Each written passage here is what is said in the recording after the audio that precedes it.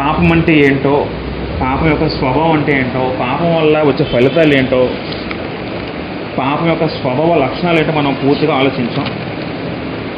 మరి ఈ రోజున పాపం అంటే పాపం ఉన్న రకాలు ఏవైతే ఉన్నాయో, పాపం యొక్క రకాలు ఏంటి, ఎన్ని రకాలుగా ఉన్నాయి, దేవుని దృష్టిలో పాపాలు ఏ విధంగా ఉన్నాయని మనం ఆల్రెడీ బోర్డులో రాయడం జరిగింది. మనం అవన్నీ ఇప్పుడు చర్చించుకుందాం. వాస్తవానికి ఇది చాలా చాలా ప్రాముఖ్యమైన సంగతులు. నేను కూడా ఈ విషయం చెప్పడానికి, బోధించడానికి నేను కూడా ఎంతో స్టడీ చేశాను. కొన్ని మెటీరియల్స్ స్టడీ చేశాను, కొన్ని బుక్స్ స్టడీ చేశాను, వాక్యాన్ని రెఫరెన్స్ చేసుకుని చాలా మాటలు అన్నీ తీసుకొని మనం కూలకోశంగా దేవుని దృష్టిలో పాపం అంటే ఏంటో, ఆ జాబితా ఏంటో మనం ప్రిపేర్ చేయడం జరిగింది. కాబట్టి ఇది ఒక్కటి నేర్చుకుంటే పాపం విషయంలో మనం ఇవాళ మనం చెప్పుకునే ఎపిసోడ్ ఏదైతే నేర్చుకుంటే అది పూర్తిగా మన లైఫ్ లాంగ్ ఆ నోట్స్ రాసుకుంటే మరి మనకి ఒకసారి రిపీట్ చేయడానికి మనకి ఈజీగా ఉంటుంది, మరొక చెప్పడం కూడా మనకు అర్థం అవుతుంది. కాబట్టి మనం ఇది చాలా ఇంపార్టెంట్ కాబట్టి వీలైతే ఒక నోట్బుక్లో రాసి ప్రయత్నం చేయండి, లేకపోతే యూట్యూబ్లో కూడా ఉంటుంది కాబట్టి తర్వాత మనం విని కూడా మనం రాసుకోవచ్చు. కాబట్టి మనం చాలా అంశాలు చెప్పుకోవాలి కాబట్టి మనం ఇంకా లేట్ చేయకూడదు. పాపము దేవుని దృష్టిలో పాపం ఏమై ఉంటుంది, పాపాల యొక్క రకాలు ఏంటో మనం ఆలోచిద్దాం. కొన్ని విషయాలు పాపానికి అనేక నిర్వచనం మనం చూసాం. ఆజ్ఞ అతిక్రమ పాపమని, సకల దుర్నీతి పాపమని, మేలేంది చేయనిదిగో చేయని వాటికి పాపం కలుగునని, అవిశ్వాసం వలన కలుగునేది పాపం మనం ఆలోచించాం, విశ్వాసం వలన కానిది పాపని ఆలోచించాం.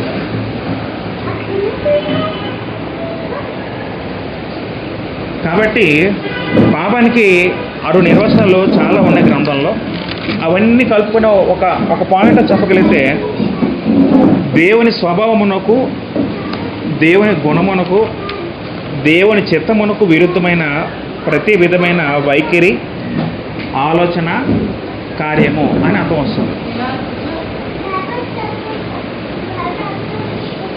పాపానికి నిర్వచనం ఏంటంటే సంక్షిప్తంగా దేవుని స్వభావమునకు, ఆయన గుణమునకు, చిత్తమునకు విరుద్ధమైన ప్రతి విధమైన వైఖరి, ఆలోచన, కార్యము, అది పాపమునకు నిర్వచనం పేర్కొనవచ్చు. దేవునికి ఒక స్వభావం ఉంది, మనుషులకు ఒక స్వభావం ఉంది. దేవుని స్వభావం వేరు, మనిషి స్వభావం వేరు. దేవునిలో దైవత్వం ఉంటుంది, దేవత్వం ఉంటుంది, మనుషుల్లో మానవత్వం ఉంటుంది. మనిషి స్వభావం మారిపోతూ ఉంటుంది తప్ప దేవుని స్వభావం అనేది ఎన్నటికీ కూడా మారదు. మలాకి గ్రంథము 3:5-6 చదువుకుంటే స్వయంగా తండ్రి అయిన యెహోవా దేవుడు ఆ మాట అంటున్నారండి.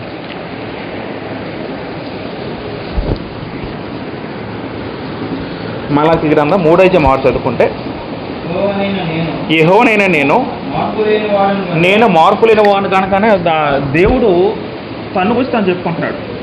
మార్పు లేని వాడు అనే పదం అది దేనికి సంబంధించింది? అది స్వభావానికి సంబంధించింది. దేవుడు తన స్వభావాన్ని ఎప్పుడు కూడా మార్చుకోడు. 2 తిమోతి పత్రిక 2:13 చదువుకుంటే, 2 తిమోతి పత్రిక 2:13 చదువుకుంటే, మనము నమ్మదగిన వారమైనను ఆయన నమ్మదగిన వాడుగా ఉండును,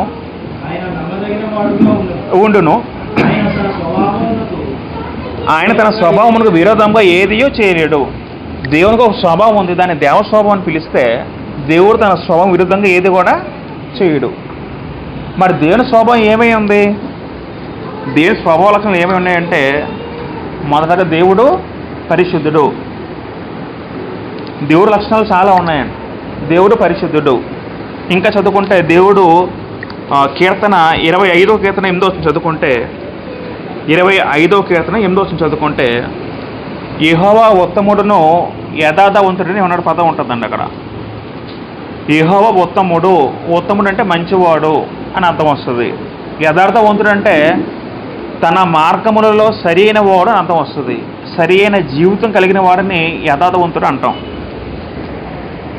లేవీకాండము 11:44 చదువుకుంటే స్వయంగా దేవుడే తను చెప్పుకొని ఏమంటున్నారంటే, నేను మీ దేవుడైన యెహోవాను, నేను పరిశుద్ధుడును కనుక అని మాట ఉంటుంది. దేవుడు పరిశుద్ధుడై ఉన్నాడు, దేవుడు ఉత్తముడై ఉన్నాడు, దేవుడు యథార్థవంతుడై ఉన్నాడు, దేవుడు నీతిమంతుడై ఉన్నాడు, దేవుడు న్యాయము చేయవాడైన దేవుడై ఉన్నాడు. అలా చెప్పుకుంటే ఎన్నో లక్షణాలు ఉన్నాయండి. అవన్నీ కూడా దేవుని స్వభావ లక్షణాలు. దేవుని స్వభావ లక్షణాలను దాటి ఆయన ఎప్పుడు ఏది చేయడు, ఎందుకంటే ఆ స్వభావం అది. అయితే ఇందా మన పాపం గురించి ఆలోచిస్తున్నప్పుడు పాపం అనేది దేవుని స్వభావంకు విరుద్ధమైన, దేవుని స్వభావంకు ఆపోజిట్లో ఉన్న ఏదైతే ఉందో అది పాపమని ఆలోచించాం. దేవుని స్వభావం విరుద్ధమైన ప్రతి విధమైన వైఖరి, ఆలోచన, కార్యాన్ని పాపమని పిలిచాం. అంతవరకు మనకు పూర్తిగా అర్థమైంది. అయితే దేవుని దృష్టిలో పాపములు ఏమై ఉన్నాయి మనం ఇవ్వాలని పూర్తిగా ఆలోచిద్దాం. మన బైబిల్లో చాలా మటుకు పాపం అనే పదం ఎన్నో మాట చదువుకొని ఉంటాం. ఇంచుమించు 700 పదాల పైగా పాపము అనే పదం నుంచి రాయబడింది. పాపం అంటే ఏవే పాప కింద వస్తాయి దేవుని దృష్టిలో, అవన్నీ మనం ఎవరు ఆలోచిద్దాం. మొదటగా ఒక వ్యక్తి పాపం చేస్తున్న పాపం పోతే మనం చాలాసార్లు ఆలోచించాం. అందరూ పాపము చేసి ఉన్నారో పదం ఉంటుంది. పాపం చేస్తేనే పాపం అవుతుంది. కాబట్టి మనిషి పాపం ఎలా చేయగలడంటే 4 రకాలుగా పాపం చేయగలడు.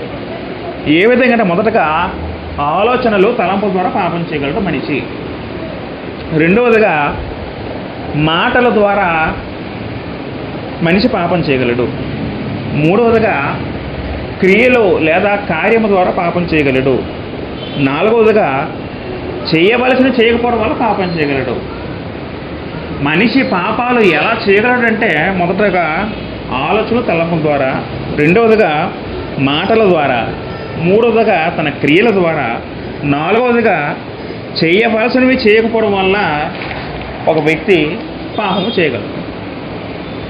మరి ఈ పాపాలు మనం వర్గీకరించుకుంటే బైబిల్ అంతట్లో పాపాలను ఎక్కడైతే రాయబడ్డాయో దేవుడు పరిశుద్ధాత్మ ద్వారా ఏవైతే రాయించి మనకి ఇచ్చాడో అవన్నీ కూడా మనం ఒక దగ్గర చేర్చుకొని కూర్చుకొని ఆ పాపాలు ఒక లిస్టు తయారు చేయగలిగితే ఒక 10 రకాల లిస్టు మనం ఫైండ్ అవుట్ చేయగలం. నేను అవన్నీ కూడా బోర్డు రాయడం జరిగింది. పాపాలు మొత్తం కూడా ఒక 10 రకాలుగా ఉంటాయండి. ఇంకా ఉండొచ్చు. మనం ఈ లిస్టులో ఏదైనా పాపం చేర్చవచ్చు. మనం ఇంకేమైనా రాయలేకుంటే ఇంకా చేర్చబడిన పాపం ఏదైనా ఉంటే మనం ఈ లిస్టులో ఏదో మనం చేర్చవచ్చండి. మొదటగా లైంగిక పాపాలు, రెండవదిగా విగ్రహ సంబంధమైన పాపాలు, మూడవదిగా సమాజాన్ని, సంఘాన్ని పాడు చేసే పాపాలు, నాలుగవదిగా శారీరక పాపాలు, ఐదవదిగా నోటుతో లేకపోతే నాలుకతో చేసే పాపాలు, ఆరవదిగా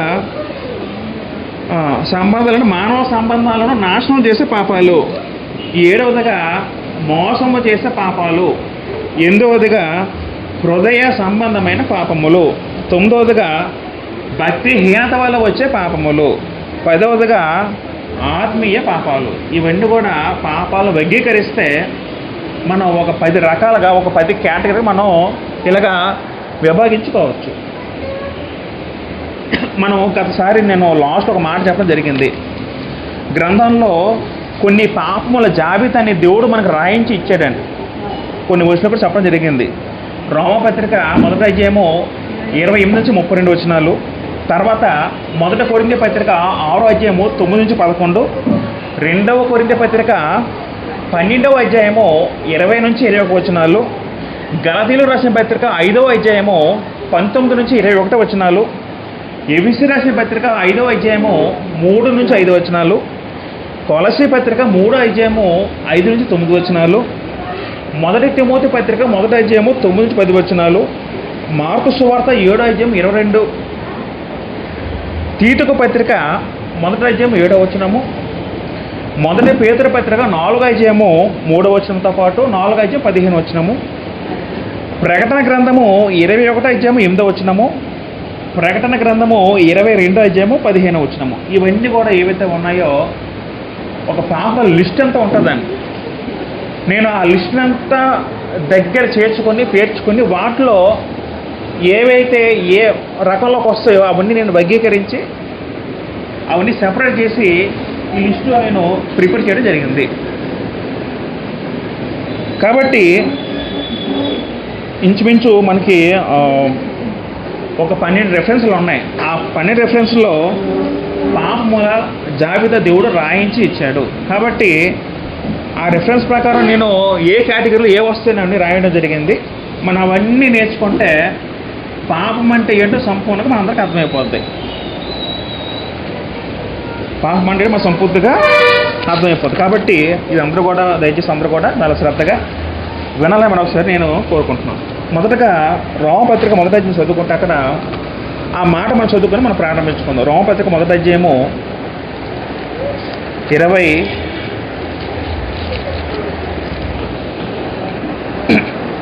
చదువుకుంటే,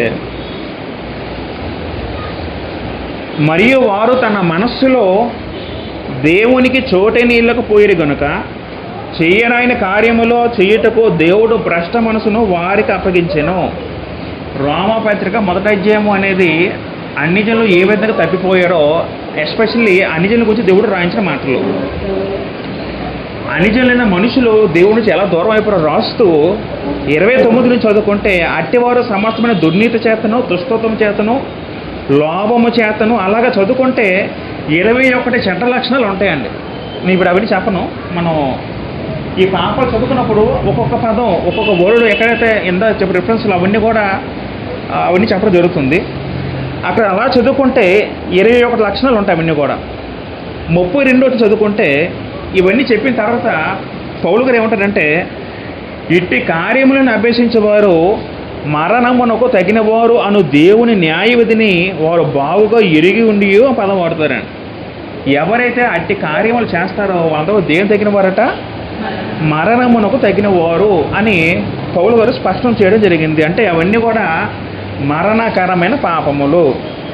మనకి మొదటి యోహాను పత్రికలో మరణకరమైన పాపము, మరణకరం కాని పాపం ఒక పదం రాస్తాడు యోహాను. కాబట్టి ఇవన్నీ కూడా మరణాన్ని తెచ్చే పాపాలు. ఇవన్నీ కూడా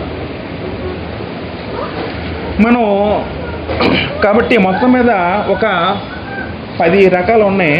అవన్నీ మనం ఆలోచించుకుంటాం.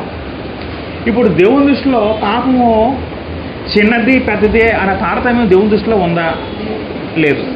దేవుని దృష్టిలో చిన్నది పెద్దది తారతమ్యం అనేది లేదు. అది పాపం అంటే పాపమే. మనం ఎంతకు ఆలోచించే పాపం అనేది తలంపుల ద్వారా ఆలోచన పాపం చేయొచ్చు. ఇప్పుడు దేవుని దృష్టిలో డైరెక్ట్గా క్రియ ద్వారా జరిగిన పాపం దేవుడు నిర్ధారిస్తాడా, లేకపోతే ఆలోచన ద్వారా కూడా దేవుడు పాపం నిర్ధారిస్తాడంటే ఆలోచన ద్వారా దేవుడు దాన్ని పాపం నిర్ధారిస్తాడు. ఉదాహరణకి ఒక వ్యక్తి మరొక వ్యక్తిని నరహత్య చేస్తే అది క్రియ. అదే ఆ వ్యక్తి నరహత్య చేయకముందు ఆ వ్యక్తిని చంపాలని ప్లాన్ వేసుకున్నప్పుడే తన మనసులో ఆలోచన వచ్చిందని. అంటే దేవుని చూసి ఎప్పుడే వ్యక్తి పాప అయ్యాడంటే ఆలోచన వచ్చినప్పుడే ఆ వ్యక్తి పాప చేసినట్టే. ఇంకా పొడిచిన తర్వాత అవన్నీ అది రెండో సంగతి. దేవుని దృష్టిలో మొట్టమొదటిగా ఆలోచన పాపం మన విషయం అర్థం అవ్వాలి. రెండో పాయింట్ ఏంటంటే, దేవుని దృష్టిలో చిన్నది పెద్దదనే తారతమ్యము ఉండదు. పాపం అంటే పాపమే. తర్వాత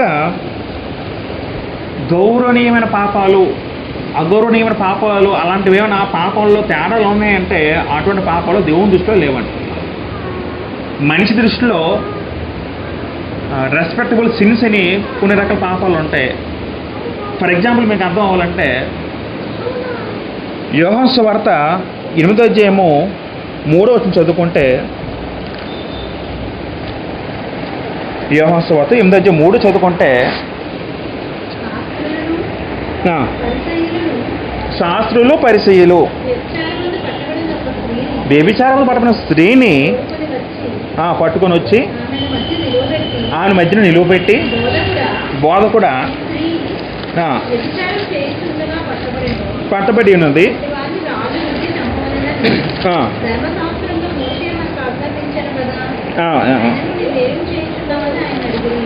అయితే ఒక సందర్భంలో శాస్త్రులు పరిశీలైన వాడు ఒక స్త్రీని పట్టుకొచ్చాడు. ఆ స్త్రీ ఎవరట? వ్యభిచారం చేత పట్టబడిన స్త్రీ. సాధారణంగా వ్యభిచారించిన స్త్రీలని సమాజంలో గౌరవం ఉంటుందా ఉండదా? వాళ్ళకి గౌరవం ఉండదు. ఆ స్త్రీ నిజంగా పాపం చేసింది.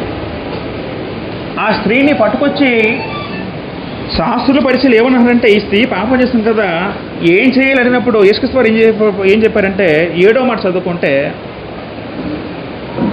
వారు ఆయనను పట్టువదలక అడుగుచుండగా ఆయన తల ఎత్తి చూచి, మీలో పాపము లేనివాడు మొట్టమొదట ఆమె మీద రాయవేమని వారితో చెప్పి, అప్పుడు యేసుక్రీస్తు ఏం చెప్పారు వాళ్ళు ఉద్దేశించి? ఎవరైతే పాపం చేయలేదో అప్పుడు రాయవేమని చెప్పారండి. తర్వాత ఎవరు కూడా నిశ్శబ్దం వెళ్ళిపోతారు. అది వేరే సందర్భం. అంటే నేను చెప్పే ఉద్దేశం ఏంటంటే, సమాజంలో ఆనాడు ఈ సందర్భంలో సమాజంలో పరిశీలికి సమాజంలో మంచి విలువ ఉందా లేదా? సమాజంలో ఆనాడు పరిశీలికి సంవత్సరం మంచి విలువ ఉంది. దేవుని బోధకులే వాళ్ళ విలువ ఉంది. అట్ ది సేమ్ టైము ఆ వ్యభిచారం చేసే స్త్రీకి విలువ ఉందా సమాజంలో? ఆ కాలంలో ఎప్పుడూ ఉండదు. మరి యేసు దృష్టిలో దేవుని దృష్టిలో మనం చూసుకుంటే వీళ్ళిద్దరూ కూడా ఇద్దరిలో ఎవరు ఎక్కువ పాపం చేసిన వారు? లేదా ఇద్దరు సమానమా? లేకపోతే ఇద్దరు సమాజంలో వాళ్ళకున్న గౌరవం బట్టి వాళ్ళు మంచి స్థాయిలో ఉన్నారు అనుకుంటే, పరిస్థితి సంవత్సరం అనుకుంటే అది తప్పు. దేవుని దృష్టిలో ఇద్దరు తప్పే. మరి ఇక్కడ పరిశీలన సంవత్సరం చేసిన తప్పు ఏంటి? అక్కడ వాళ్ళు వ్యభిచారం అయితే చేయలేదు, మరి వాళ్ళు చేసిన తప్పు ఏముంటుంది? వాళ్ళ గురించి యేసుక్రీస్తు ఒక మాట అంటూ మత్తయి సువార్త 23:27 చదువుకుంటే, మత్తయి సువార్త 23:27 చదువుకుంటే, అయ్యో వేషధారులైన శాస్త్రులారా పరిచయులారా, మీరు సున్నము కొట్టిన సమాధులను పోలి ఉన్నారు.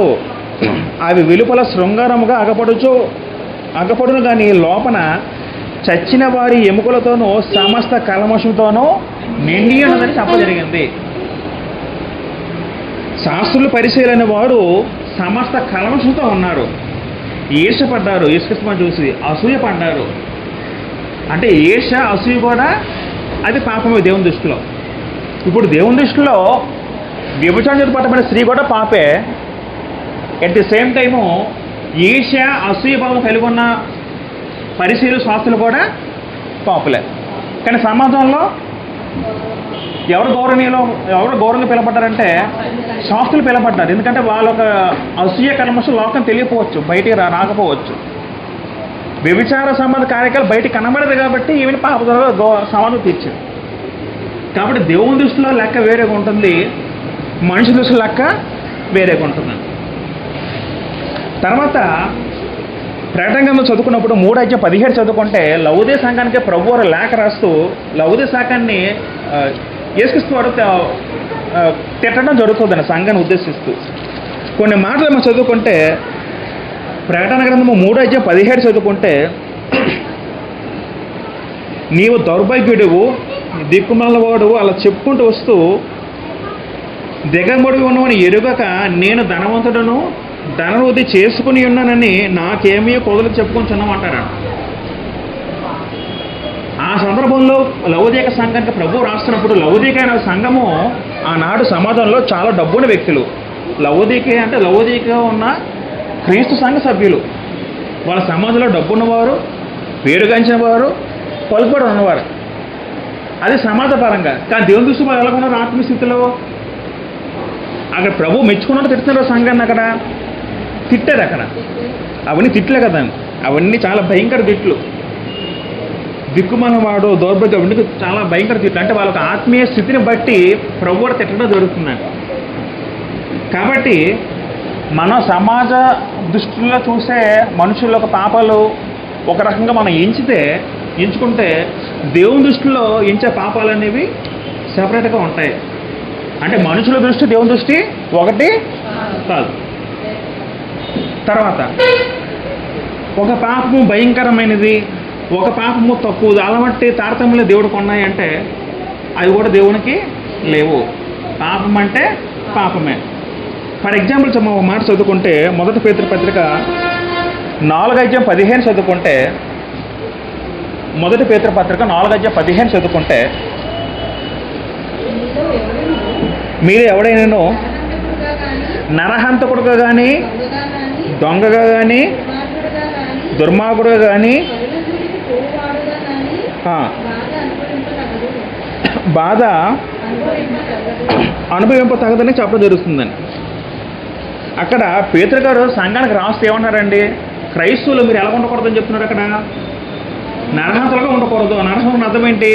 ఒకళ్ళు హత్య చేసే వ్యక్తిగా మీరు ఉండకూడదు. 2వ పాయింట్ ఏంటి? దొంగగా ఉండకూడదు. 3వ పాయింట్ ఏంటి? ఆ దుర్మార్గుడు అంటే దుర్మార్గ పనులు చేసేవాడుగా ఉండకూడదు. 4వ పాయింట్ ఏంటి? పరులు జోపు పోవాలంటే అర్థం ఏంటి? అంటే పరులు పోవాలంటే అర్థం ఏంటంటే కావాలని పని కట్టుకొని మరొకరి మీద నింద వేయడము, గొడవలు సృష్టించడము, కలహాలు లేపడము, లేకపోతే అనవసరంగా జోక్యం చేసుకోవడం. అంటే దేవుడు అనవసరంగా జోక్యం చేసుకోవడం పదం కూడా ఎలా పోల్చాడు? నరహంతకు పోల్చాడండి. సాధారణంగా కొంత వ్యక్తులు సంబంధం ఉంటూ ఉంటారండి. కుటుంబాల్లో వాళ్ళు వారి సంబంధం లేకపోయినా ఏదో ఉచిత సలహా ఇస్తూ ఉంటాడు. దేవుడు ఎలా పోల్చాడు వ్యక్తిని? నరహంతకు దృష్టిలో పెట్టాడండి. అంటే నిజంగా ఒక గొడవ పెట్టినా సరే నరహంత జరగపోయినా సరే దేవుడు ఎలా పోల్చడం వాళ్ళని నరహంతరు స్టేజ్లో పెట్టాడు. కాబట్టి పాపాలు మనం చూసే విధానం వేరేగా ఉంటుంది, దేవుడు చూసే విధానము వేరేగా ఉంటుంది. చిన్నతే పెద్ద తేడా ఉండదు. ఆ విషయం మనం గమనించుకోవాలి. కాబట్టి మొదట మనం ఏం గమనించాలంటే పాపం అనేది ప్రతిదీ కూడా దేవుని దృష్టిలో ఒకే రకంగా ఉంటుంది. పాపం అనేది సమాజంలో వేరు వేరు దృక్పథాలు కలిగి ఉన్నప్పుడు కూడా దేవుని దృష్టిలో అది సమానంగా ఒకటే ఉంటుంది. మన ఆలోచనలు దేవుని ఆలోచనలు వేరువేరుగా ఉంటుంది. ఆ విషయం మనం గమనించాలి. కాబట్టి నేను మొత్తం మీద ఒక 10 పాయింట్లు రాయడం జరిగింది. మొదటగా లైంగిక పాపాలు రాయడం జరిగింది. నేను ఇంకా వచనాలు చెప్పను, కానీ ఆ వచనాలు ఏవైతే మనం చెప్పుకున్న 10 రిఫరెన్స్లు ఏవైతే పాపాల జాబితా ఉంటుందో అవన్నీ కూడా ఏ పాపాల కింద వస్తాయో నేను అవన్నీ కూడా పాయింట్లు రాయడం జరిగింది. అవి నేను చెప్తాను, మీరు గమనించగలరు. మొదటగా జారత్వము. లైంగిక పాపాల్లో వచ్చే మొదటి పదం ఏంటంటే జారత్వము. రెండవదిగా వ్యభిచారము. మూడవదిగా అపవిత్రత. నాలుగవదిగా కాముకత్వము. తర్వాతది కామాతురత. తర్వాత పోకిరి చేష్టలు. తర్వాత స్వలింగ సంపర్కము. తర్వాత ఆడంగితనము. తర్వాత వ్యభిచారము, వేశ్య గమనములు. తర్వాత దురాశ, ఆశించడము, రక్త సంబంధుల మధ్య లైంగిక సంబంధాలు. ఇవన్నీ కూడా లైంగిక పాపాల కింద వస్తాయండి. లైంగిక పాపాలు. ఈ పాదాల్లో మీరు అన్నీ చదువుకోవచ్చు. అంటే నేను రిఫరెన్స్ చెప్పట్లేదు, ఇందా చెప్పిన 10 రిఫరెన్స్లో అవన్నీ కూడా అవి ఉంటాయి. అక్కడ గలైతే 5 చదువుకుంటే అక్కడ శరీర కార్యాలు ఉంటుంది కదా, అక్కడ వ్యభిచారము, అపవిత్రత పదాలు ఉంటాయి. అలాగా ప్రతి దాంట్లో ఈ పదాలు అన్నీ కనబడతాయి. అంటే లైంగిక పాపం కూడా దేవుని దృష్టిలో ప్రధానమైన పాపమేను. ఈ 10 పాపాల్లో మనం ఏవైతే రాసుకున్నామో 10 పాపాల్లో సాతాను ఈ 10 పాపాల ద్వారా లోకమంతా మనుషులందరూ కూడా సాతాను పాపన మూలం సాతాను అయితే సాతాను ఈ 10 పాపాల ద్వారా మనుషులతో పాపం చేస్తున్నాడు అండి. సాతాను వాడుకున్న బలమైన ఆయుధం ఏంటి? ఎక్కువ ప్రధానమైన పాపం ఏమై ఉంటుందంటే అది లైంగిక పాపాలే. మొదటి ప్లేస్లో ఏ ప్లేస్ మనం ఇవ్వచ్చు అంటే లైంగిక పాపాలు ఇవ్వచ్చు. లైంగిక పాపాలు అనేది మొట్టమొదటిగా సాతాను యొక్క బలమైన ఆయుధం అండి. ఏ వ్యక్తి అయినా సరే, స్త్రీ అయినా పురుషుడైనా సరే, ప్రపంచంలో ఏ మానవుడైనా సరే దేవుడి నుంచి దూరం చేయగలిగేలా చేసేది సాతానుకు ప్రధాన ఆయుధం ఏంటంటే లైంగిక పాపాలు. లైంగిక పాపాలు. జారత్వం అంటే అర్థం ఏంటంటే వాస్తవానికి ఈ లైంగిక పాపాలే ఒక సబ్జెక్ట్ చెప్పుకోవచ్చు. అది ఒక గంట సేపు ఒక థియరీ చెప్పుకోవచ్చు. నా యూట్యూబ్ ఛానల్లో ఒకసారి చెప్పడం జరిగింది. వీలైతే ఇంకా చూడండి, ఇంకా డీప్గా ఉంటుంది దాంట్లో. లైంగిక పాపాలు అంటే ఎలాగా ఏంటో మొత్తం వివరించడం జరిగింది. అంత డీప్గా చెప్పలేం, కానీ ఇప్పుడు అంత టైం ల్యాగ్ అవుతుంది. కాబట్టి జారత్వం అంటే అర్థం ఏంటంటే లైంగిక పాపాలు మొదటగా పెళ్లి కాకముందు స్త్రీ పురుషుల మధ్య జరిగే లైంగిక కార్యకలాపాలనే జారత్వము అన్నారు.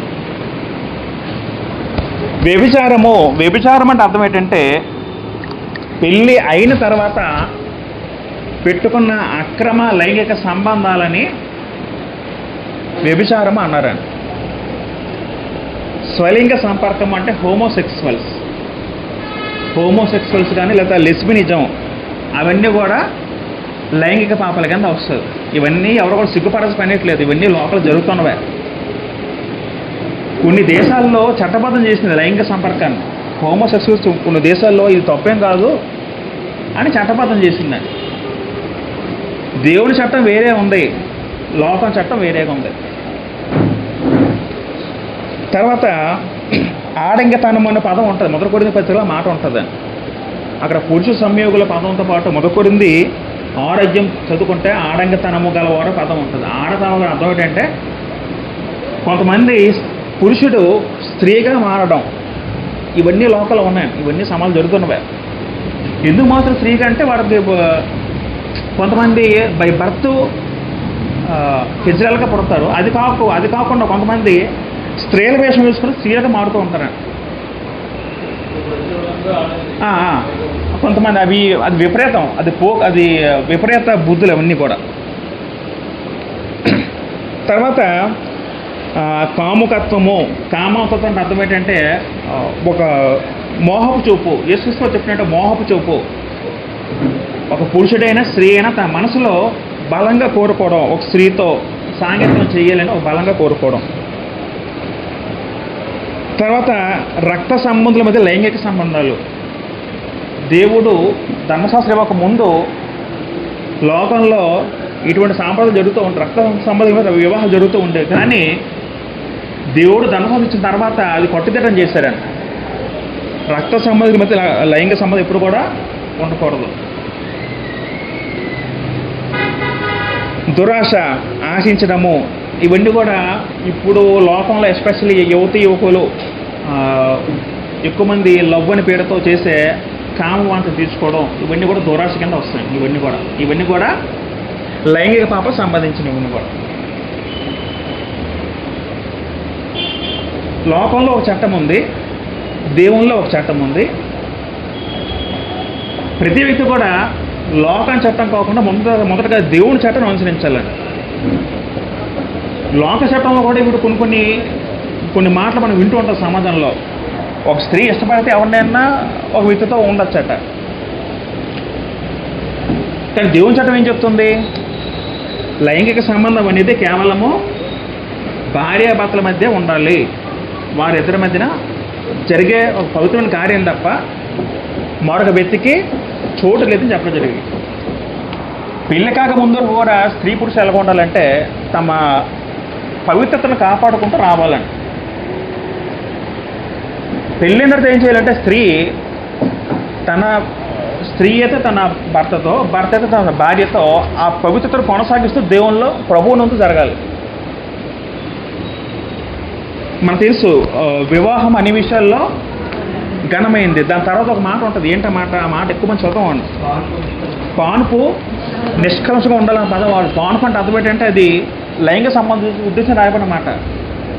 అది పవిత్రమైన కార్యం, పవిత్రంగా ఉండాలి తప్ప ఆ పానుపు అనేది అది పాటు చేయకూడదండి. కాబట్టి దేవుడు అది పాప కింద దేవుడు ట్రీట్ చేస్తారండి. దీంట్లో భౌతికంగా కార్యం జరగకపోయినా సరే మనసులో ఒక వ్యక్తిని అటువంటి ఊహలు వచ్చినా సరే దేవుని దృష్టి పాపమే. డైరెక్ట్గా కార్యం జరిగించే పని లేదు. మనసులో ఒక వ్యక్తికి ఒక స్త్రీ కానీ పురుషుడు కానీ పెళ్ళి అవ్వకముందు చేసే ప్రక్రియ, పెళ్ళైన తర్వాత అటు కోరికలు వచ్చినా సరే అది దేవుడు దాన్ని లైంగిక పాపం కింద దేవుడు దాన్ని ట్రీట్ చేస్తాడు. కాబట్టి అది విధంగా పాపం అవుద్ది. దాన్ని లైంగిక పాపం అని చెప్పడం జరిగింది. తర్వాత రెండోది ఏంటంటే విగ్రహ సంబంధమైన పాపములు. విగ్రహ సంబంధమైన పాపములు. విగ్రహ సంబంధ పాపాల్లో ఏమేమి వస్తాయంటే ఒక విగ్రహాన్ని తయారు చేసుకొని ఆ విగ్రహము చెక్క అయినా, రాయి అయినా, వెండి అయినా, బంగారం ఏదైనా చేసుకొని దానికి మొక్కడము, సాగిలపడము, పూజించడం అనేది దాన్ని విగ్రహ ఆరాధన అంటారు. విగ్రహ ఆరాధన అంటారండి. దేవునికి ఫస్ట్ ప్లేసు ప్రధాన పాపం లైంగిక పాపాలు అయితే రెండో పాపం ఏంటంటే విగ్రహ సంబంధమైన పాపాలండి. మన లోకంలో చూస్తూ ఉంటాం అనేక మాటలు, చాలా మటుకు ఎక్కువ మన ఇండియాలో చూసుకుంటే చాలా మటుకు విగ్రహార్థం జరిగేస్తారు మన ఇండియా వారు. ప్రతిదాన్ని మొక్కుతూ ఉంటారు. చెట్టు పుట్ట రాయి మరి దానికి లెక్కే లేదు. కాబట్టి దేవుని వాక్యం ఏం సెలవుస్తుందంటే విగ్రహాన్ని ఆరాధించడం అనేది, విగ్రహాన్ని పూజించడం అనేది అది విగ్రహ సంబంధ పాపాల కింద వస్తుంది. అది పాపం అవుద్ది. అది పాప కింద దేవుడు ట్రీట్ చేస్తాడు. అది కేవలము అన్యజనులు మాత్రమే కాదు, కానీ డినామినేషన్ సంఘాల వరకు కూడా ఆర్సీఎం చూసుకుంటే ఆర్సీఎం సంఘాల్లో కూడా క్రైస్తవ విగ్రహాలు ఉంటాయి. వాళ్ళు జీసస్ విగ్రహం పెడుతూ ఉంటారు, మరియం విగ్రహం పెడుతూ ఉంటారు. అది కూడా దేవుడు అది యాక్సెప్ట్ చేయడు. అసలు విగ్రహం అనే కాన్సెప్ట్ అసలు క్రైస్తవులు అసలు ఉండనే కూడదు. ఈవెన్ చెప్పాలంటే సిలువ బొమ్మ కూడా మనం పెట్టుకోకూడదు. అసలు సిలువ కూడా అసలు బొమ్మ పెట్టుకోకూడదు. రాష్ట్ర క్రీస్తు సంఘం రాయిస్తే తప్ప సిలువ బొమ్మ కూడా ఉండకూడదని, అంటే అంతలా ఉండాలని. కొంత సిలువను కూడా అదొక విగ్రహంగా భావిస్తూ పూజిస్తూ ఉంటారు. మెడలో వేసుకోవడం కానీ లేకపోతే అదొక విగ్రహం సిలువ కనుకనే దాన్ని పూజిస్తూ ఉంటారు. అది కూడా తప్పు. సిలువ అంటే అర్థం ఏంటి? అది జస్ట్ అదొక శిక్ష. అది యేసు శిక్ష అనుభవించే వల్ల దానికి విలువచ్చింది తప్ప సిలువలో ఏం లేదు కదండి. అసలు సిలువ ఎప్పటి నుంచో ఉంది. అసలు క్రీస్తుపూర్వం 5వ శతాబ్దం నుంచి సిలువ ఉందని. అంతేనండి. రోమస్ సెక్షన్ రోమస్ ముందు కూడా అది ఉండేదండి సిలువ. అప్పటి నుంచి వస్తూ ఉంది. అది ఒక శిక్ష. ఆ శిక్ష యేసు అనుభవించారు కాబట్టి ఆ సిలువనంత ఎక్కువ ట్రీట్ చేస్తాను. అయితే ఈ విగ్రహ సంబంధ పాపాలు ఇంకేం వస్తాయంటే అభిచారం అనే పదం ఉంటుంది. గలతీ పత్రిక 5 అభిచారం అనే పదం ఉంటుంది. అభిచారం అంటే అర్థం అంటే అభిచారం అంటే జ్యోతిష్యం చూపించుకోవడం, ముహూర్తాలు పెట్టడం, కొంతమంది ఇంటి కట్టించడం వాస్తు చూపించుకోవడం, ఇవన్నీ కూడా అభిచార కింద వస్తాయండి. దేవుడు దాన్ని పాపంగా ట్రీట్ చేశాడు. జ్యోతిష్యం ఎప్పుడు చెప్పించుకోకూడదు, సోది చెప్పించుకోకూడదు. ఇప్పుడు సోది లేదేమో బహుశా ఎక్కడ కూడా, ఒకప్పుడు ఉండేవేమో మరి నాకైతే తెలియదు. కానీ పూర్వకాలంలో సోది చెప్పేవారు ఉన్నారండి. మొదటి సమూయేలు గ్రంథం 15:23 చదువుకుంటే అక్కడ ఒక మాట ఉంటుందండి. మొదటి సమూయేలు గ్రంథం 15:23 చదువుకుంటే సోది చెప్పుట పాపముతో సమానం అని అక్కడ చెప్పడం జరుగుతుందండి. మొదటి సమూయేలు 15:23 తిరుగుబాటు చేయుట సోది చెప్పుట అను పాపముతో సమానం పదం ఉంటుందండి. సోది చెప్పించుకోవడం అవన్నీ కూడా మత సంబంధ విగ్రహ సంబంధ పాపల కింద వస్తుంది. తర్వాత మాంత్రికులు మంత్ర విద్య చేయడం, శుద్ర పూజలు శుద్ధ విద్యలు చేయడం, అవన్నీ కూడా దీని కింద వస్తుందండి. మనం ఎప్పుడు కూడా అసలు జోలికే వెళ్ళకూడదండి. ఈ సెల్లంగి ఇవన్నీ కూడా నిజంగా అవన్నీ లేవు. మనం వాటిని ఆశ్రయించకూడదు, అవి మనం నమ్మకూడదు. నమ్మేవాడైనా ఆశించేవాడైనా అందరూ కూడా ఈ పాపం చేసుకునే కింద వస్తారండి. తర్వాత కొంతమంది బలులు అర్పిస్తూ ఉంటారండి. శిశు బలు కూడా ఒకప్పుడు ఉండేవి. బలులు అర్పించడం కానీ అవన్నీ కూడా దీని కింద వస్తూ ఉంటుందండి. సామెతల గ్రంథము 15:8 చదువుకుంటే, సామెతలు 15:8 చదువుకుంటే అక్కడ భక్తిహీనులు అర్పించే బలులు యెహోవాకు హేయముల పదం వాడారండి. అంటే మత సంబంధమైన బలుల్లో మనం పార్టిసిపేట్ చేయకూడదు. మత సంబంధమైన ప్రసాదాల్లో మనం పార్టిసిపేషన్ ఉండకూడదు. అన్య దేవతలు అర్పించే బలులు కానీ మనం తినకూడదు. ఆ ప్రసాదం మనం ఎప్పుడు ముట్టకూడదండి. కొత్త నిబంధనలో స్పష్టమైన ఆజ్ఞ ఉందండి. ఏంటి ఆజ్ఞ అంటే మనం ఎన్నట్టుగా కూడా బలుల్లో అర్పించి మనం తినకూడదండి. ఇప్పుడు దౌర్భాగ్యం ఏంటంటే కొంతమంది బోధకులు ఈ కాలంలో ప్రసాదాలు తినచ్చని బోధిస్తారండి. అంత దిగజారిపోయారు. నిజంగా ప్రసాదాలు తినకూడదని తినచ్చని అంటున్నారండి. నిజంగా అసలు దేవుని వాక్యం స్పష్టంగా చెప్తుందండి. దానికి ఎవరిస్తే పెద్ద పాఠం అవుద్ది. బలులు కల్పించి మనం ఎప్పుడు కూడా తినకూడదు. అది దేవుని ఆజ్ఞది. తర్వాత రక్తం కూడా తినకూడదని ఇప్పుడు కూడా రక్తము తినకూడదు. అది కూడా ఆజ్ఞ. రక్తము తినకూడదు. కాబట్టి ఇవన్నీ కూడా ఇలా జరిగించేవారు విగ్రహ సంబంధ పాపం కింద వస్తారండి. మూడోదిగా సమాజాన్ని లేదా సంఘాన్ని పాడు చేసే పాపాలు. సమాజాన్ని లేదా సంఘాన్ని పాడు చేసే పాపాలు. సమాజాన్ని పాడు చేసే పాపాలు ఏమేమి ఉంటాయంటే దాంట్లో మొదటగా కలహము, కలహము, వైరము, నరహత్య, క్రోధము, కక్ష, ద్వేషము, భేదములు, మత భేదములు పదం ఉంటుంది. తీతుకు పత్రిక 3:11లో మాట ఉంటుంది, మత భేదముల పదం ఉంటుంది. విమతములు అని పదం ఉంది, విమతములు. తర్వాత దురాలోచనలు, నరహంతకులు, కొట్టువాడు, ఇవన్నీ కూడా సమాజాన్ని లేదా సంఘాన్ని పాడు చేసే పాపాల కింద వస్తుందని. సంఘాన్ని పాడు చేసే పాపాల్లో అంటే సంఘం అంటే ఇది మన క్రీస్తు సంఘం అనుకోండి, సమాజం అంటే సొసైటీ. దేవుని వాక్యం ఏం చెప్తుందంటే కలహము అది దేవుడు పాప కింద ట్రీట్ చేస్తాడు. కలహం అంటే అర్థం ఏంటంటే గొడవలు సృష్టించడము, గొడవలకు మూలము ఎవరైతే ఉంటారో అది కలహం అదని అంటే. తర్వాత వైరము, వైరం అంటే శత్రుతో పెంచుకోవడము. ద్వేషము, తర్వాత వైరం అంటే శత్రుతో పెంచుకోవడము. క్రోధము, కోపము, కోపంకి ఉన్న మరొక కోపం కన్నా మనకి ఎక్కువ హై రేట్, దానికన్నా ఇంకా పెద్ద పదం. దాని నెక్స్ట్ స్టేజ్ క్రోధము. తర్వాత కక్షలు, కక్ష పెట్టుకోవడం. కక్ష అంటే ఒక వ్యక్తిని మనసులోనే పగ పెట్టుకోవడం. అవన్నీ కూడా పాప కింద వస్తుందండి. విమతములు అంటే అర్థం ఏంటంటే గలతీ పత్రిక 5:5 విమతముల పదం ఉంటుంది. విమతములు అంటే పార్టీ ఫీలింగ్స్ అన్నారు. పార్టీ ఫీలింగ్స్ అంటే అర్థం ఏంటంటే కొంతమంది కులం పేరుతో కొట్టుకోవడం, కొంతమంది తమ వ్యక్తుల పేరుతో కొట్టుకోవడం, అవన్నీ కూడా దేవుని దృష్టిలో పాపాల కింద వస్తుందండి. ఇప్పుడు ఈ కక్షలు, కలహాలు అనేవి కొరింథీ సంఘంలో వచ్చిందండి. కొరింథీ సంఘం పత్రిక రాసిన పౌలు గారు ఏమంటారు, మీలో కక్షలు, కలహం అనేది నాకు తెలిసిన పదం అంటాడు. అంటే సమాజాన్ని, సంఘాన్ని పాడు చేసేది ఏమి ఉంటుందంటే మొదటగా ఈ వైరము, కలహాలు ఇవన్నీ కూడా దేంట్లోకి వస్తాయంటే ఈ కోపం. అన్నిటికీ మూలం ఏంటంటే కోపం. ఇప్పుడు ఎపిసోడ్ 4:20 ఏమంటారు, కోపం చేయడు కానీ పాపము చేయకూడదు అంటాడు. అంటే కోపంతో పాపం ఏమేమి వస్తుంది, పాపం ఏమేమి ఉంటుంది. కోపం నెక్స్ట్ స్టేజ్ ప్రతితే పాపమే. కోపడటం తప్పు లేదు, కోపం తర్వాత స్టేజ్ అంటే పాపమే అండి. అందుకే కోపడు కానీ పాపం చేయని అంటాడు. అంటే పాపం అంటే ఏమేమి ఉంటుంది, పాపము. కోపంతో మనం ఏం చేస్తాం, వ్యక్తిని మనసులో ద్వేషభావం పెట్టుకుంటాం. తర్వాత ఏం చేస్తాం, క్రోధం పెంచుకుంటాం. తర్వాత ఏం చేస్తాం, ఆడ భూమి మీద ఉండకూడదు అనుకుంటాం. అదంతా కూడా ద్వేషం, కోపం కింద వస్తుందని. తర్వాత ఏం చేస్తాం, ఆడిని చంపేలా ప్లాన్ వేస్తాం. అంటే వ్యక్తి నరహత్య మూలం ఏంటి, స్టార్టింగ్ ఏంటంటే కోపం, కోపం తర్వాత క్రోధం, క్రోధం తర్వాత పగ లేదా కక్షలు, తర్వాత నరహత్య చేయడం.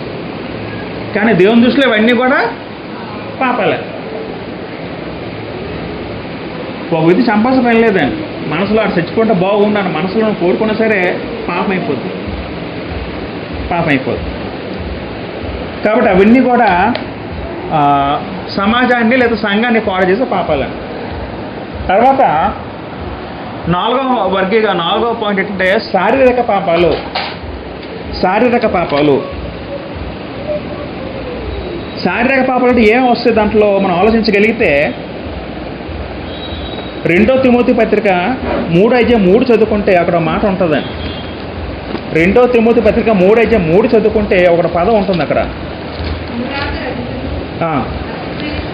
అతిద్వేషులు, అతిద్వేషులు అంటే మనం ఈ లిస్టులోకి వస్తుంది. తర్వాత అపవాదకులు, అజితేంద్రియుల పదం ఉందండి. ఏంట పదం అది, అజితేంద్రియులు అంటే అర్థం ఏంటి, ఇంద్రియ సుఖాన్ని ఎక్కువగా కోరుకున్నవారు, సుఖం ఎక్కువ కావాలనుకున్నవారు. తీతుకు పత్రిక 3:3 చదువుకుంటే, తీతుకు పత్రిక 3:3 చదువుకుంటే అక్కడ మరొక రకంగా పదం వాడారండి. ఎలా వాడారంటే భోగములకు దాసులమై ఉండిన పదం ఉంటుందండి అక్కడ. భోగములకు భోగం అంటే అర్థం ఏంటి, సుఖము. సుఖము అన్నదానికి మరొక పదం. 2 తిమోతి పత్రిక 3:4 కూడా ఇదే మాట ఉంటుంది. దేవుని కంటే సుఖానుభవము ఎక్కువగా ప్రేమించేవారు అని అర్థం వస్తుందండి. ఇవన్నీ కూడా శారీరక పాపాల కింద వస్తుంది. అంటే ఒక వ్యక్తి తన శరీరాన్ని అతిగా సుఖపెట్టుకోవడం, అతిగా శారీరక సుఖాన్ని కోరుకోవడం అది కూడా దేవుని దృష్టిలో పాపమే.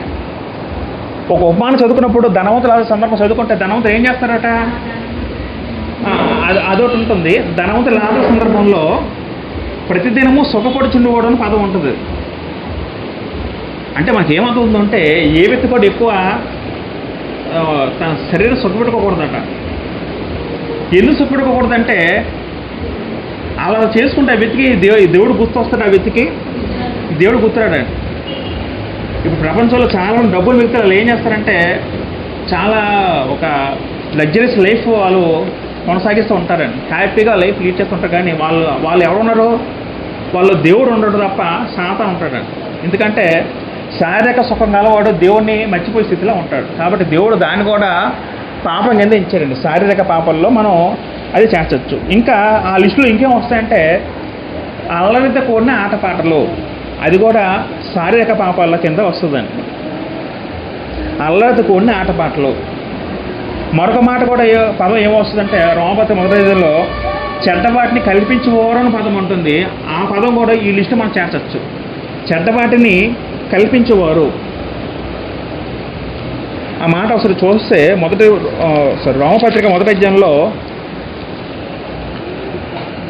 రోమపత్రిక 1వ అధ్యాయము 30వ వచనంలో కిందకి మాట ఉంటుందండి. చెడ్డవాటిని కల్పించేవారు పదం ఉంటుంది. అంటే అర్థం ఏంటి,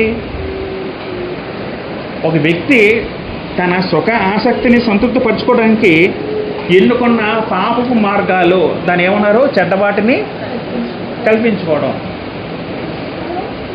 దానికి ఉదాహరణ ఏమేమి చెప్పగలరు ఏమైనా సరే ఎవరైనా? చెడ్డవాటిని కల్పించుకోవడానికి ఉదాహరణ ఏమి చెప్పగలమా? కల్పించుకుంటాం. మనం ఏం కల్పించుకుంటాం చెడ్డవాటిని? ఏంటమ్మా? రోమర్స్, రైట్, అదొకటి, రైట్, అది కూడా వస్తుంది, రోమర్స్ కింద వస్తుంది. అంతే. ఇంకా మనం ఆలోచించుకుంటే సినిమాలు కూడా చెడ్డవాటి కల్పించుకోవడం కింద వస్తుందండి. కొన్ని పార్న్ ఫిల్మ్స్ కానీ, కొన్ని బ్లూ ఫిల్మ్స్ కానీ, కొంతమంది అశ్లీల సినిమాలు ఎప్పుడు కూడా దేని కింద వస్తాయంటే చెడ్డవాటిని కల్పించుకుంటాం. అది సోదాగా వచ్చింది కదా, కల్పించుకుంటారు అన్ని కూడా. తర్వాత అల్లరితో కూడిన ఆటపాటలు, అది కూడా ఈ లిస్టులో చేర్చొచ్చండి. అంటే ఒక వ్యక్తి తనతో సంతృప్తిపరచుకోవడానికి చేసే అల్లరి, లేకపోతే అల్లరితో పోకిరి చేస్తూ కూడిన ఆటపాటలు. కొంతమంది బాగా త్రాగిసి డ్యాన్స్ వేస్తూ ఉంటారు. ఎందుకు డ్యాన్స్ వేస్తాడు? ఆనందం. వాడికి శారీరక సుఖం గురించి డ్యాన్స్ వేస్తూ ఉంటాడు, అదొక ఆనందం. కానీ దేవుని దృష్టిలో అది పాపము. అల్లరితో కూడిన ప్రతి ఆట పాట దేవుని దృష్టిలో పాపం. అది శారీరక పాపల కింద వస్తుందండి. తర్వాత 5వ మాట ఏంటంటే నోటితో లేకపోతే నాలుకతో చేసే పాపాలండి. నాలుగుతో మనమే పాపాలు చేస్తాం. నోటితో ఏం పాపాలు చేస్తాం మనం ఆలోచించగలిగితే? శపించడము, రైట్, శపించడము, అబద్ధాలు చెప్పడము, ఇంకా చెడు మాటలు చెప్పడము. ఒక లిస్టు మనం చదువుకుంటే దోషకులు అంటే దూషించేవారు, అంటే ఎప్పుడు తిడుతూనే ఉంటారు. కొంతమంది ఎప్పుడు తిడుతూ ఉండేవారు, దోషకులు వాళ్ళ పేరు. తర్వాత బూతు మాట్లాడేవారు, పోకిరి మాటలు, ఇవన్నీ కూడా ఉన్నాయి, గ్రంథంలో ఉన్నాయి మాటలు. ఇవన్నీ కూడా నేను ఒక్కొక్క వచనంలో ఆ వర్డ్ తీసుకొని ఇక్కడ చేర్చాను. సరసోక్తులు, ఎపిసోడ్ పత్రికలో మాట ఉంటుంది. సరసోక్తులు అంటే సరసోక్తులు అర్థం ఏంటంటే డెవలప్మెంట్ డైలాగులు అండి. ఆ డైలాగ్ ఎక్కడ ఎక్కువ కనబడతాయి మనకి? జబర్దస్త్ ఎక్కువ కనబడుతూ ఉంటాయి. డెవలప్మెంట్ డైలాగులు మాట్లాడటం. తర్వాత దేవద్వేషులు అంటే దేవదోషకులు, దేవుణ్ణి తిట్టేవారు, దేవుణ్ణి దూషించేవారు పాప కింద వస్తారు. భూతి మాట్లాడు పాప కింద చేసినవాడు అవుతారు దేవుని దృష్టిలో. పోతి మాట కూడా దేవుని దృష్టిలో పాప కింద వస్తారు. తర్వాత తిట్టుబోతూ, తర్వాత మత దోషకులు, వీళ్ళందరూ కూడా నోటితో చేసిన పాపాల కింద వస్తారని. నాలుగుతో బూతు మాట్లాడడం, చెడ్డ మాటలు పలకడం, పోగిరి మాటలు పలకడం, సరసోక్తులు, ఇవన్నీ కూడా నాలుగుతో చేసిన పాప కింద దేవుడు క్రియేట్ చేస్తాడు. అది నాలుగుతో లేదా నోటితో చేసిన పాపాలు. తర్వాత సంబంధాలను నాశనం చేసే పాపాలు. సంబంధాలు అంటే మానవ సంబంధాలు. మానవ సంబంధాలు అంటే దానికి అర్థం ఏంటి? ఇప్పుడు రోమపత్రిక మొదటి చదువుకుంటే 30లోని తల్లిదండ్రులకు అవిధేయులు అని పదం ఉంటుందండి. తల్లిదండ్రులకు అవిధేయులు అని పదం ఉంటుందండి.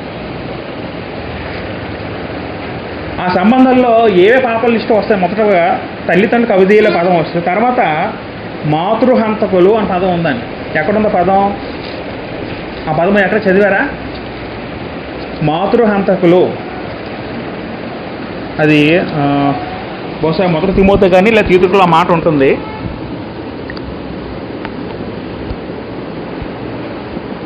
మీరు ఆ రిఫరెన్స్ చదువుకుంటే మీకు అన్నీ కనబడుతుందండి.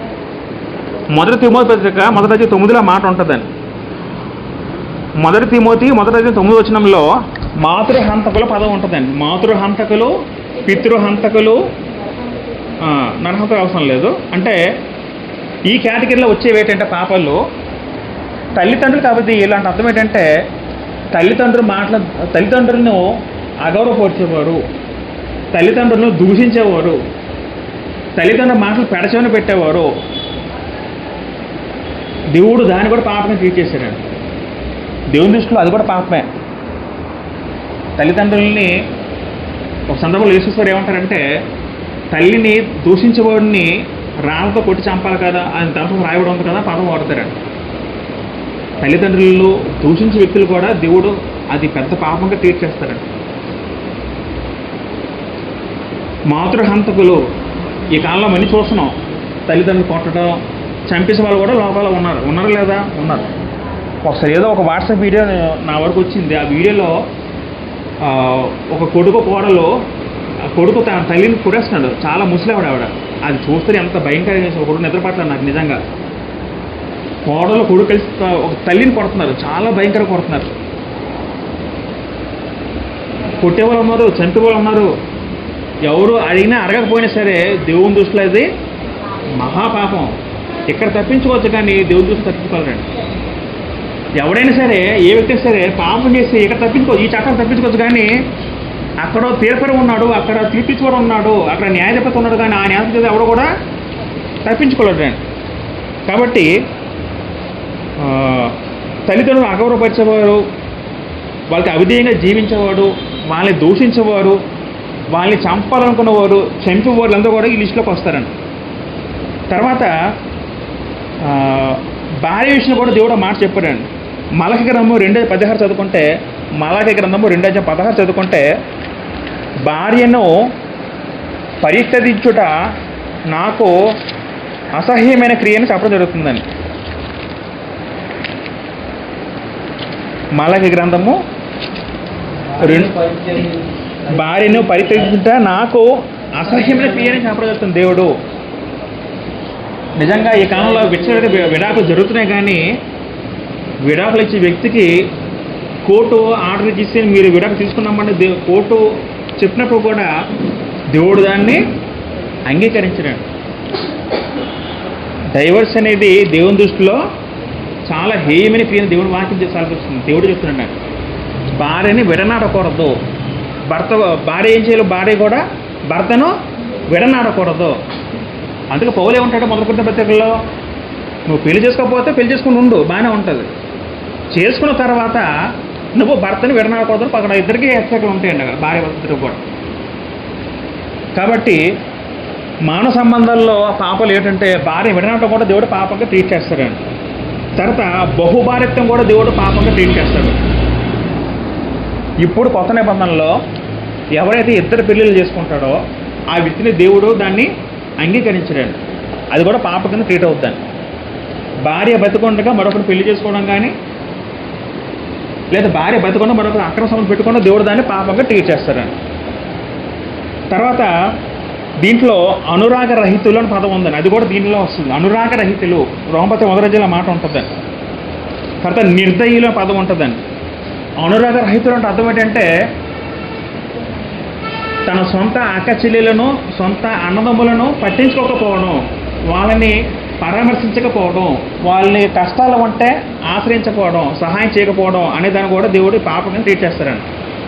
నిర్దయులు అంటే అర్థం ఏంటంటే దయ లేకపోవడం ప్రవర్తించడం. దేవుడు దాన్ని కూడా పాప కింద ట్రీట్ చేస్తాడు.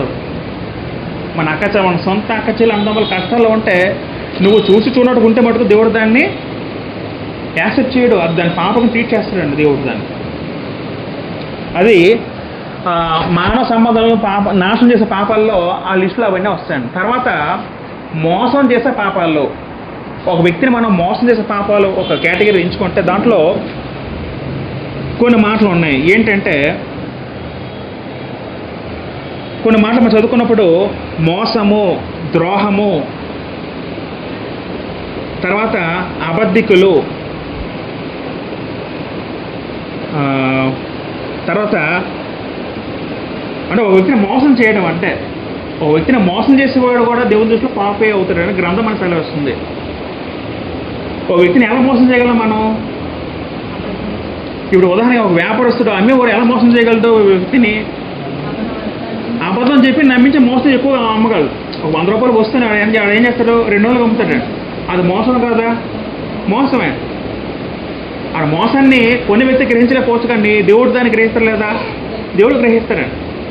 ఇప్పుడు సామెతల గ్రంథము 11 చదువుకుంటే, సామెతలు 11 చదువుకుంటే అక్కడ ఒక పదం వాడారండి దేవుడు. ఏం వాడారంటే సామెతలు 11:1 దొంగ త్రాసు యెహోవాకు హేయమని పదం వారు, సరైన గుండు ఆయనకి ఇష్టము. అంటే త్రాసు గుండు అంటే అర్థం ఏంటంటే వ్యాపారస్తులు వర్తించే మాట. వ్యాపారస్తులు ఎప్పుడు కూడా మోసం చేసి అమ్మకూడదండి. ఇది ఎవరైతే వ్యాపారం చేస్తాడో వాళ్ళందరికీ వర్తించే మాట. వ్యాపారాల్లో మోసం చేసి ఒక వ్యక్తిని అమ్మే మాట ఎవరైతే చేస్తాడో ఆ వ్యక్తి దేవుని దృష్టిలో పాపి అవుతాడటండి.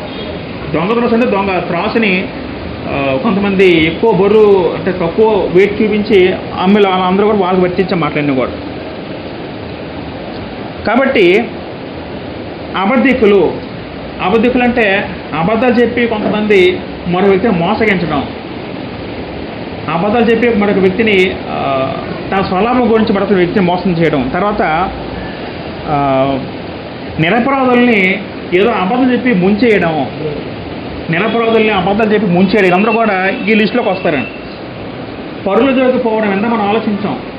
పరులు పోవడం అర్థపెట్టే వ్యక్తిని ఆ సంబంధం లేకపోయినా సరే మరొక వ్యక్తితో కావాలని గొడవ పెట్టుకొని ఏదో ఒక అబద్ధాలు చెప్పి ఆ వ్యక్తిని ఇచ్చేయడం, అది కూడా దేవుడు దాన్ని పాపంగా ట్రీట్ చేస్తారని. అవన్నీ కూడా ఈ లిస్టులోకి వస్తాయండి. మత్తయి సువార్త 27:4 చదువుకుంటే నిరపరాధులు వేసే శిక్ష, ఉదాహరణకి ఒక నిరపరాధిని మనం కావాలని కోరండి శిక్ష వేయించేలా చేస్తే ఆ వ్యక్తి కూడా దేవుడు ఆ వ్యక్తిని పాపంగా ట్రీట్ చేస్తాడండి. ఫర్ ఎగ్జాంపుల్ ఇస్కరియోతు యోధ యేసుక్రీస్తు వారిని అప్పచెప్పాడండి. అది పాపమా కాదా? మహాపాపమే. అది పాపని యేసుక్రీస్తు వారు చెప్పడం జరిగింది. పిలాతుతో అంత అధికమైన పాపం చేశాడని చెప్పడం జరుగుతుంది యేసుక్రీస్తు వారు. యోధ కూడా నేను పాపం చేశాను అంటాడండి. మత్తయి 27:4 చదువుకుంటే నేను నిరపరాధ రక్తం అప్పగించి పాపము చేసి తినని చెప్పాను అంటాడు యోధ. ఇప్పుడు అప్పగించిన తర్వాత ఆయన ఉపయోగం లేదు, పాపం చేశాడు, పాపాన్ని శిక్ష ఉంటుంది ఆ వ్యక్తికి. కాబట్టి నిరపరాధాన్ని అంటే ఒక వ్యక్తిని అబద్ధాలు చెప్పి అబద్ధ సాక్ష్యం చెప్పి మోసం చేయడము అవన్నీ కూడా మోసం చేసే పాపాల కింద వస్తుందండి. తర్వాత హృదయ సంబంధమైన పాపాలు అంటే ఎస్పెషల్లీ ఈ పాపాల్లో హృదయ సంబంధ పాపాల్లో క్రియ ఉండదు, హృదయంలో ఒక ఆలోచనలు ఉంటాయి. ఆ ఆలోచనలు ఏవైతే ఉన్నాయో అది పాపం కింద దేవుడు ట్రీట్ చేస్తాడు. హృదయంలో ఏ ఆలోచనలు వస్తాయి? ఏమొస్తుంది హృదయంలో గర్వం వస్తుంది. గర్వము, అసూయ, కపటం అంటే అర్థం ఏంటంటే కుయుక్తి. తర్వాత మత్సరం అంటే అర్థం ఏంటి? మత్సరం అంటే ఒక వ్యక్తిని ఈర్ష్యపడడం, ఒక వ్యక్తి ఎదుగుతుంటే మనం చూడలేకపోవడం, ఓర్వలేని తనము, ఈర్ష్య, చెడ్డకోణం, అది కూడా వస్తుందండి. కాబట్టి అవన్నీ కూడా హృదయ సంబంధ పాపాలుగా అనే జాబితాలో మనం అవన్నీ కూడా చేర్చొచ్చాను. హృదయ సంబంధ పాపాల్లో చూడండి, ఈర్ష్య, మత్సరము, కపటం అంటే అర్థం ఏంటి? ఇందా మనం ఆలోచించాం. వేషధారణ కూడా దీంట్లో వస్తుందండి. బయటికేమో బాగా మాట్లాడతారు, లోనేమో వాళ్ళ చెడ్డను కోరుకుంటారు. మనకు ఆ విషయం తెలియదు, కానీ దేవుడు తెలుస్తుంది. క్రైస్తవులు కపటంగా ఉండకూడదు, క్రైస్తవులు యథార్థంగా ఉండాలండి. మనసులో ఒక మాట బయట ఒక మాట వాళ్ళ వ్యక్తి చెప్పకూడదండి. ఎవరైనా మనసు ఎదుగుతుంటే మనం ప్రోత్సహించాలి తప్ప మన వాళ్ళని కీడు కోరుకోకూడదు. ఆ ఎంతలో ఎదిగిపోతున్నాడో, నా జీవితం ఇలా ఉంది, నా జీవితం అయిపోయింది, ఆడ ఎంత బాగా ఎదిగిపోతున్నాడు, ఆడ అలా ఉండకూడదు. అది పాపని ట్రీట్ చేస్తారు. వాళ్ళు ఎదుగుతుంటే మనం ఏం చేయాలి? క్రైస్తవుడుగా ఇంకా అభివృద్ధి పొందాలి అన్నాలి తప్ప ఆడ ఇంకా పడిపోవాలి, దిగజారిపోవాలి మనం ఆలోచన రాకూడదు. ఆలోచన వస్తే మటుకు దేవుడు దాన్ని పాపంగా ట్రీట్ చేస్తారండి.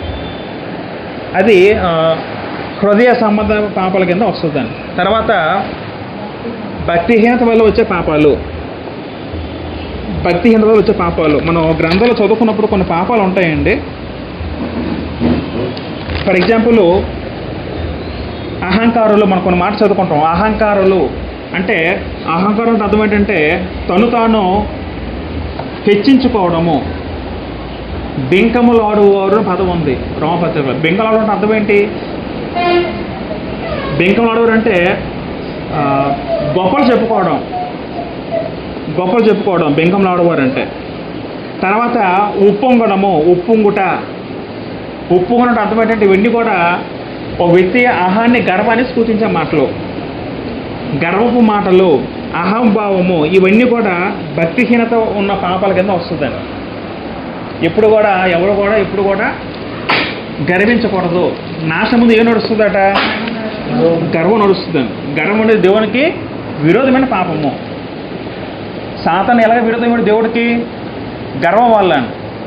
గర్వం వల్ల సాతాను దేవుడికి విరోధం అయ్యేటండి. అహంభావము, అహంకారులు, ఉప్పొంగుట, ఇవన్నీ కూడా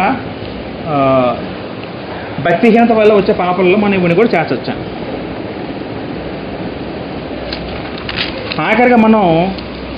ఆఖరికి ఏంటంటే ఆత్మీయ పాపాలు. ఆత్మీయ పాపాలు అంటే అర్థం ఏంటి? ఆత్మీయ పాపాలు అంటే వాస్తవానికి అది క్రైస్తవులకు వర్తించే మాటలే.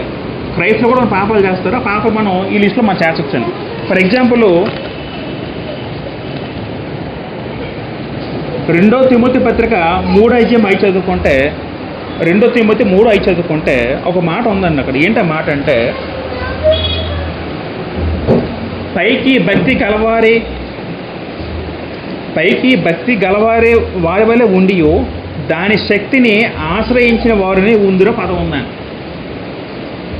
పైకి భక్తి గలవారి ఉండే పదం ఉందండి. అంటే వాళ్ళకి భక్తి ఉంది, వాళ్ళు విశ్వాసలే, కానీ వాళ్ళకి ఏం లేదట? భక్తిని ఆశ్రయించడం లేదు.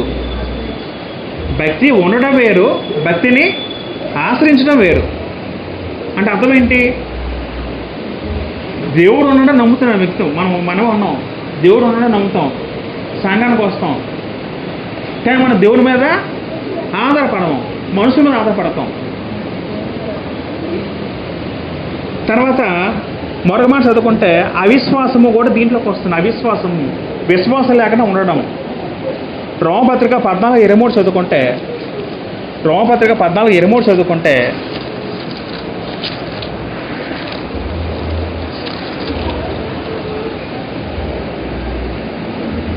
అనుమానించి తినువాడు విశ్వాసం లేకుండా తినను గనుక దోషి అని తీర్పు నందును.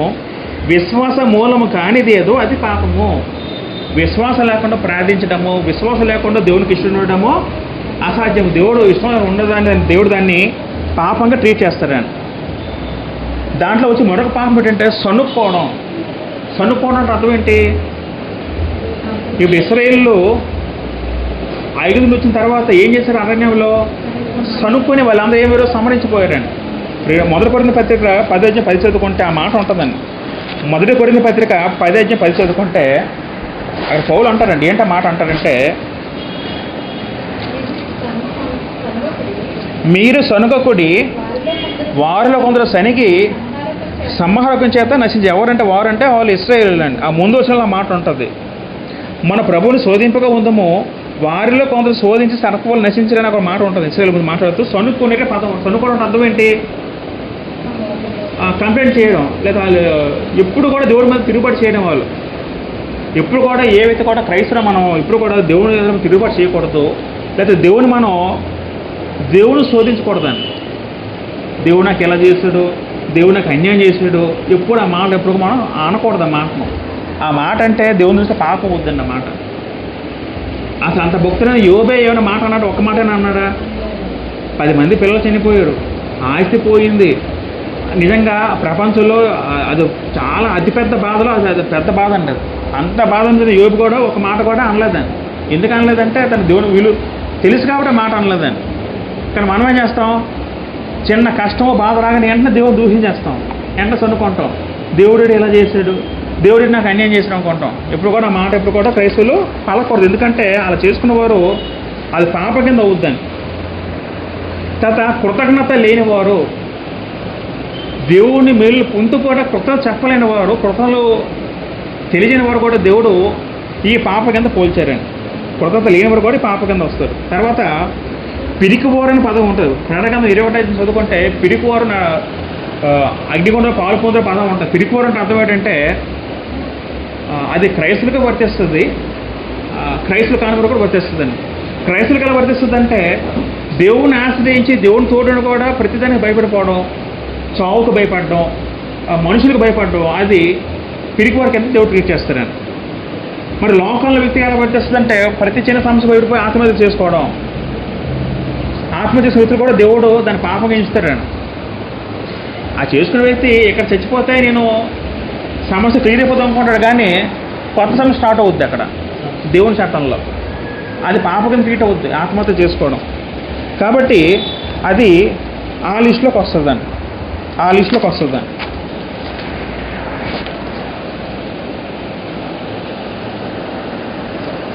తర్వాత పరిశుద్ధాత్మకి విరోధమైన పాపము, అది కూడా ఆత్మీయ పాపంలోకి వస్తుందండి. మనకు తెలుసు, యేసు అన్నారు ప్రతి దోషునికి క్షమాపణ ఉంది, కానీ పరిశుద్ధ విరోధంగా చేసిన ప్రతి పాపం కూడా అది క్షమాపణ పాపం అని చెప్పడం జరిగింది. దాన్ని నిత్య పాపంతో దేవుడు ప్రభువు కోసం జరిగింది. అంటే పరిశుద్ధాత్మని కొంతమంది హిందూ సంఘాలు తిడుతూ ఉంటాయి, కొంతమంది ఛానల్స్ వారు, అది పాపంగా ట్రీట్ అవుద్ది. లేకపోతే పరిశుద్ధాత్మ బోధకు వ్యతిరేకంగా చేస్తే ప్రతి బోధ కూడా అబద్ధ బోధ అవుతుంది, అది కూడా పరిశుద్ధాత్మ విరోధంగా పాప కింద అది అవుతుందని. కాబట్టి అది ఆత్మీయ పాపంలో ఆ లిస్టులో వస్తుందండి. ఇందాక మనం 7వ పాయింట్లో ఈ మోసం చేసే పాపాల్లో మనం ఒక మాట చేర్చచ్చు. అదేంటంటే దోచుకునేవారు అనే పదం ఉంది. దోచుకునేవారు, తర్వాత దొంగతనం చేసేవారు. దోచుకునేవారు అంటే అర్థం ఏంటి? బలహీనల్ని అన్యాయంగా వేధించి వాళ్ళ ఆస్తులు లాక్కోవడం, లేకపోతే ఎక్కువగా వడ్డీ వ్యాపారం చేసేవారు. వాస్తవానికి వడ్డీ వ్యాపారం క్రైస్తవులు చేయకూడదు. డబ్బు ఇచ్చి ఎక్కువ వడ్డీ లాగడం, అది దోచుకోవడం కింద వస్తుంది. తర్వాత అన్యాయస్తుల పదం ఉంది. అన్యాయస్తులు కూడా ఈ లిస్టులోకి వస్తారు. అన్యాయస్తులు, లంచం తీసుకున్నవారు కూడా దేవుడు పాపకని ట్రీట్ చేస్తారు. అవి 7వ రకం పాపలో వస్తుందండి. కాబట్టి ఇవన్నీ దేవుడు చెప్పిన పాపాలండి. ఇవన్నీ దేవుడు గ్రంథంలో దేవుడు రాయించిన పాపాలు. నేను మ్యాక్సిమం స్టడీ చేస్తాను, మ్యాక్సిమం ఇవే పాపాలు. ఇంకేమైనా ఉంటే మనం రాసుకోవచ్చు, ఇంకేమైనా మనకు కనబడతాయి. వస్తే ఏదో ఒక లిస్టులో ఆ పాపం వచ్చి తీరాలండి. ఇప్పుడు దేవుని గ్రంథం ఏం చెప్తుందంటే, యేసు గారు ఒక స్టేట్మెంట్ ఏమి ఇచ్చాడు, తను ఉద్దేశిస్తూ, నా యందు పాపం ఉన్నదని ఎవడు స్థాపించగలడు అనే మాట చెప్పడం జరిగింది. ఎక్కడ చెప్పాడు? యోహాను సువార్త 8:46లో మాట ఉందండి. యోహాను సువార్త 8:46 చదువుకుంటే అక్కడ ఏముందో మాట,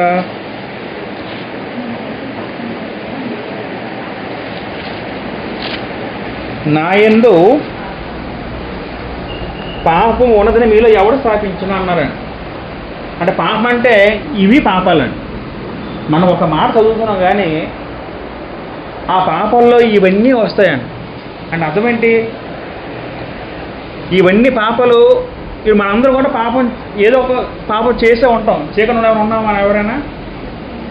ఎవడో మాట అనలేదు. ప్రపంచంలో ఏ వ్యక్తి కూడా ఎంతవరకు పుట్టిన ఏ నరుడు కూడా నేను ఈ పాపంలో ఏ పాపం కూడా చేయలేదని ఎవడు కూడా గుండె మీద చేసి ఎవడు చెప్పలేడండి. ప్రపంచ మానవ ఎన్నో మానవులు పుట్టి చనిపోయి ఉంటే ఒకే వ్యక్తి ఆ వ్యక్తి మాత్రమే పాపం చేయకుండా ఉన్నాడు. ఎవరి వ్యక్తి? యేసుక్రీస్తు. అందుకే ఆయన స్టేట్మెంట్ ఏంటంటే, నా యందు పాపం ఉన్నదని ఎవడో స్థాపించగలడని ఒక స్టేట్మెంట్ పాస్ చేస్తారండి. ఆ స్టేట్మెంట్ పాస్ చేసే కెపాసిటీ, ధైర్యం ఉన్న ఒకే వ్యక్తి ఎవరంటే యేసుక్రీస్తు వారు మాత్రమే. ఇంకెవరు కూడా దాన్ని ఎవరు కూడా స్టేట్మెంట్ పాస్ చేయలేడు. అంటే యేసుక్రీస్తు వారు ఈ పాపాలు ఆయన జయించాడు, దీన్ని జయించాడు, ఈ కలహాలు కక్షలు దీన్ని జయించాడు, శారీరక కోరికలు అన్నీ వదిలేసుకున్నాడు యేసుక్రీస్తు వారు. నోటితో ఎప్పుడు పాపం చేయలేదు, బూతులు ఆడలేదు, తిట్టలేదు అవన్నీ. తర్వాత తల్లిదండ్రులు చాలా బాగా చూసుకున్నాడు, ఎవరిని మోసం చేయలేదు. ఇప్పుడు యేసుక్రీస్తు వారు బోధలకు రాకముందు ఏం చేసేవాడు? ఆయన వడ్రంగి పని చేసేవారండి.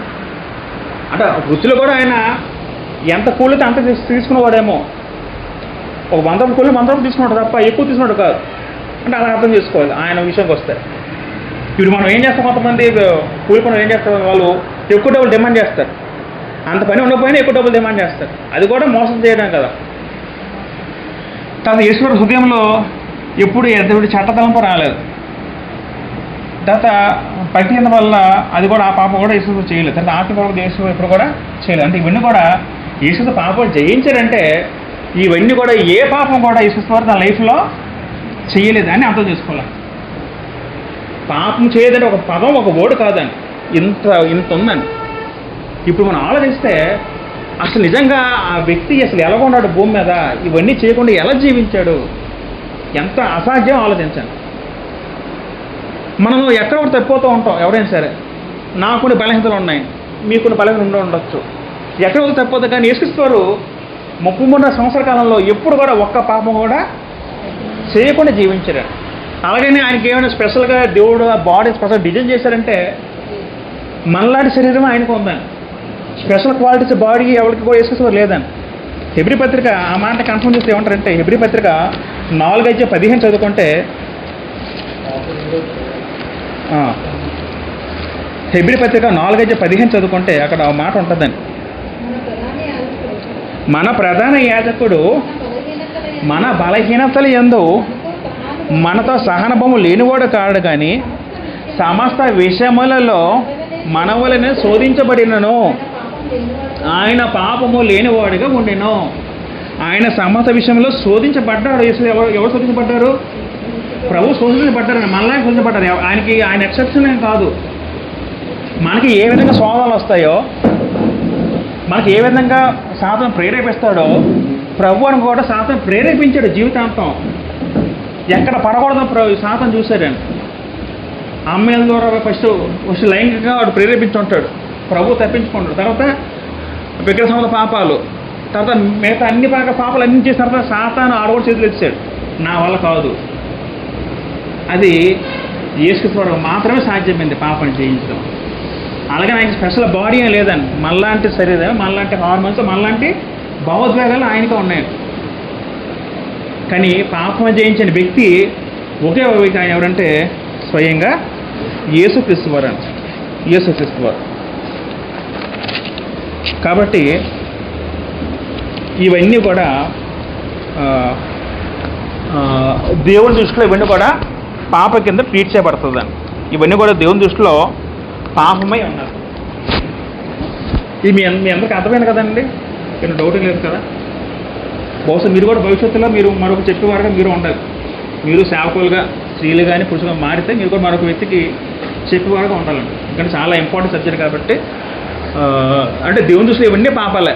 ఇవన్నీ ప్రతిదీ కూడా ఏ చేసిన పాపం. మనకి పాపం అంటే అర్థమైంది కాబట్టి పాపానికి దూరంగా ఉండి పాపాన్ని జయించేవారుగా మనం కూడా ప్రయత్నిస్తూ ఉండాలి. యేసు వెళ్తున్నారు పాపాన్ని దూరంగా, ఆయన జయించారండి. మనం కూడా జయించగలం పాపాన్ని. మనం జయించలేమంటే యేసు జయించారు కదా అని తండ్రి అడుగుతారండి. ఆయన జయించాడు, నీలాగా శరీరం ఆయనకు ఉంది కదా అంటాడు. పాపాన్ని మనం కూడా జయించగలం.